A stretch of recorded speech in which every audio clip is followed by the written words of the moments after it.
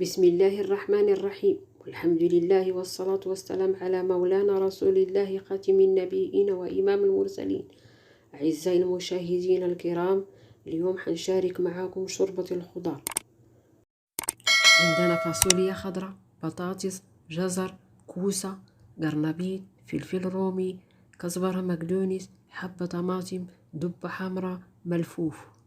نقطعها أطراف صغار صغار، وبعدين نغسلها مظبوط ونحطها على جنب، ونفرم كزبرة مقدونس، توم، وبعدين في قدرة على النار نكشن البصل والثوم، زيت زيتون، ونحط الخضر تنطبخ، ونزيد عليها كزبرة مقدونس، حبة طماطم، فلفل أسود، كزبرة ناشف، كمون، زيد كمان ملح، منسمات، عطرة، وورق الغار، ونخليها تنطبخ على النار لمدة 15 دقيقة.